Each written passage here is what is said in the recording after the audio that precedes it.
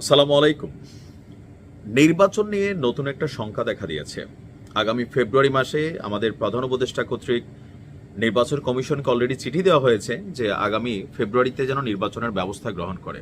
Already নির্বাচনের জন্য সব ধরনের আয়োজন চলছে, কিন্তু মূল যে বিষয়টা যে নির্বাচন তো হবে কয়েকটা দলের মধ্যে।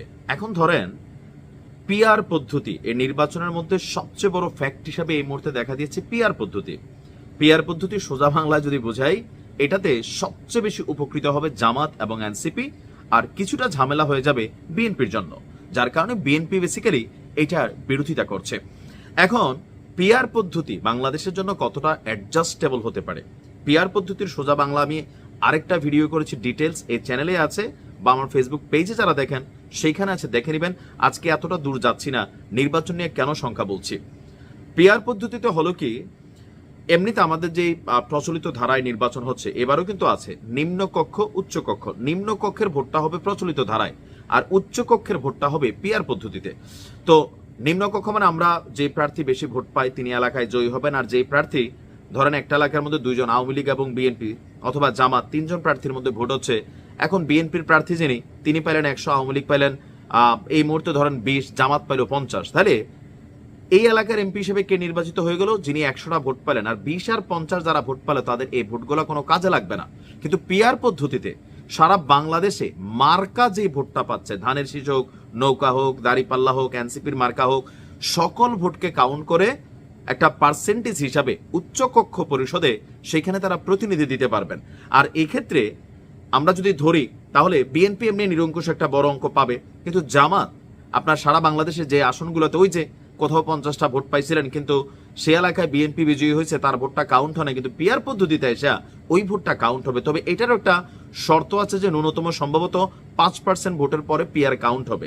বাকি যে দলগুলো আছে তাদের জন্য এখানে সুবিধা হবে না।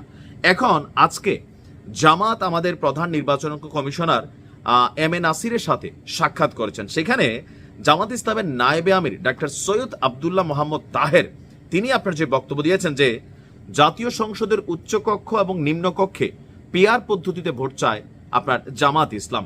ফেব্রুয়ারি মাসে নির্বাচনের ব্যাপারে তাদের কোনো আপত্তি নেই, কিন্তু আমরা দেখছি যে নির্বাচন কমিশনের যে টোটাল প্রস্তুতি সেটা হচ্ছে নিম্নকক্ষ পরিষদে প্রচলিত ধারায় নির্বাচন হবে, উচ্চকক্ষ পরিষদে 100 আসন পিআর পদ্ধতিতে থাকবে, যেটা নিয়ে এখনো আপনার সুষ্ঠু কোনো পথরেখা বা সমাধান আমরা কোনো রাজনৈতিক দলগুলোর কাছ থেকে পাইনি।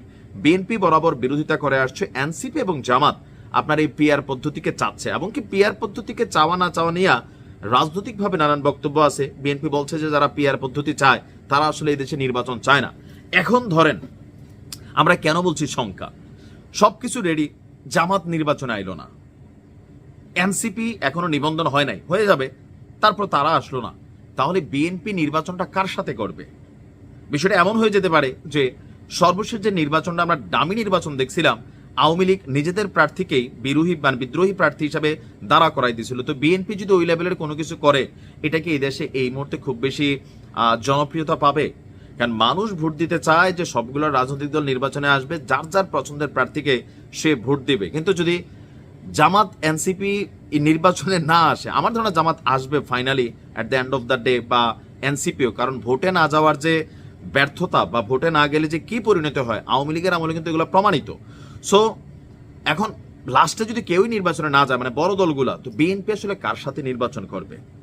এখন আমার মনে হয় যে ভোটের মাঠে এই পিআরটা একটা বড় ফ্যাক্ট হয়ে দাঁড়াবে। বিএনপিকে কোথাও না কোথাও গিয়ে এই উচ্চকক্ষে, যদিও জামাত নিম্নকক্ষ উচ্চকক্ষ চাইছে, আমাদের যারা সংবিধান সংস্কার করছেন, নির্বাচন নিয়ে সংস্কার করছেন, তারা নিম্নকক্ষে না উচ্চকক্ষে পিআর পদ্ধতিটা চাইছেন, বাট জামাত দুইটাতে চাচ্ছে।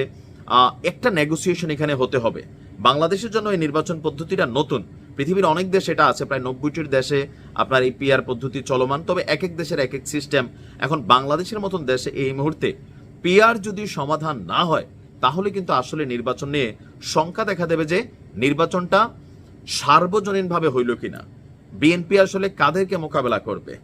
তো এই মুহূর্তে এনসিপি এবং জামাতের কাছে সবচেয়ে বড় হাতিয়ার হচ্ছে এই পিআর। এখন প্রশ্ন হচ্ছে ফেব্রুয়ারিতে নির্বাচন কিভাবে হবে, পিআরে হবে নাকি প্রচলিত ধারায় হবে, নিম্নকক্ষ কি আগের সিস্টেমে হবে নাকি উচ্চকক্ষ পিআরে থাকবে, একটা কনফ্লিক্ট কিন্তু এখানে চলে আসছে। আপনার কি মনে হয়, পিআর কি বেটার নাকি প্রচলিত ধারায়?